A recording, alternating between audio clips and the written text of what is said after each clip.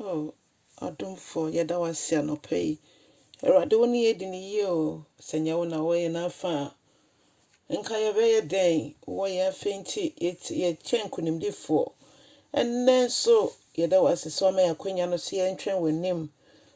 Adumfo bedoma ye nen so. Nyame nkronkro be kasa kire ye nen so. Ni hu kesiye wo Yesu Kristo wudi mu. Hallelujah.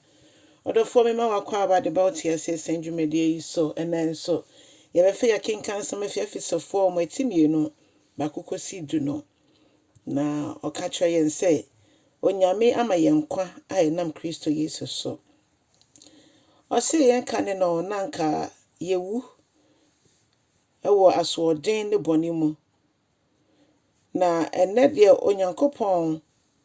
enam Yesu so ama yen nyankwa nanka yeti boni mu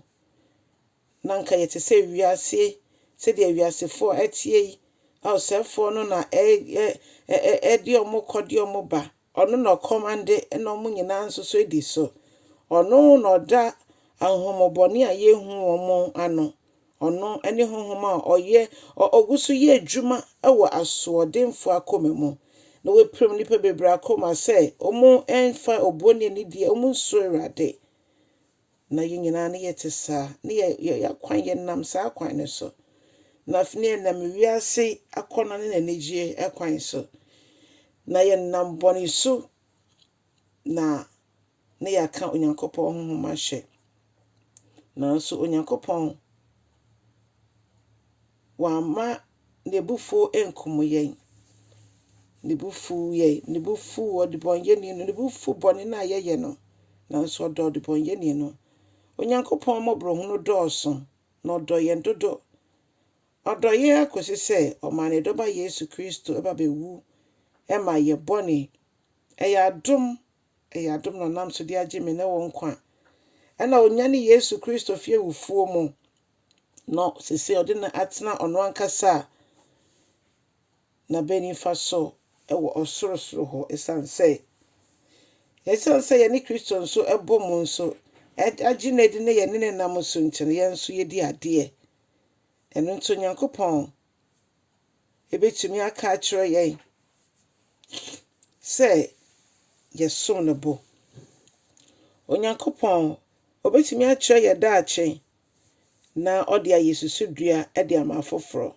enam na adom no nti odofo onyankopon agye ye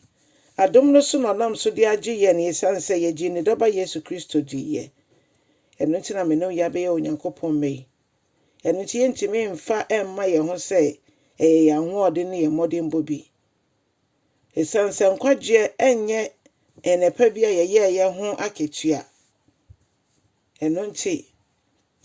ye bekoso no ye gina ama Kristo na ye hu se onyankopon nam Kristo Yesu so abone me nyina Fofro ama me ne wo se ye ne ye na dwen ye kese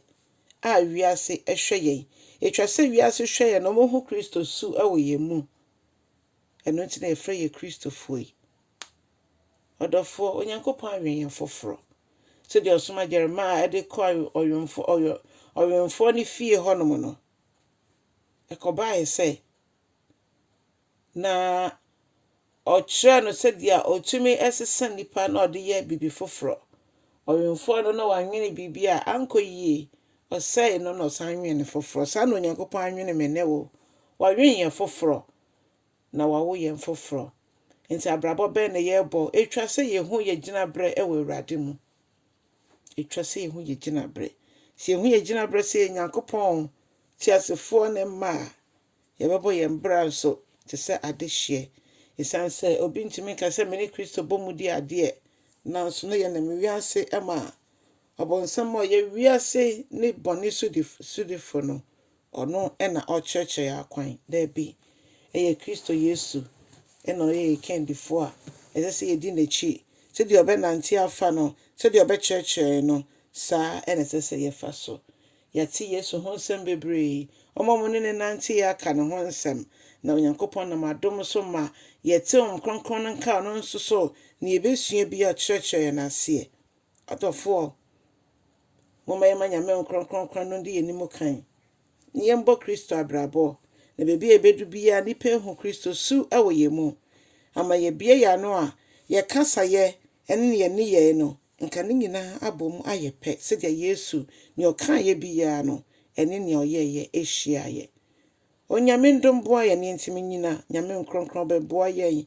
ne yentimi nye susudua ema afoforo nso ebehu Kristo yada wase so be boa ye ma enedu ye nso ye ho abamfaso e de ama wo ene nipa nyina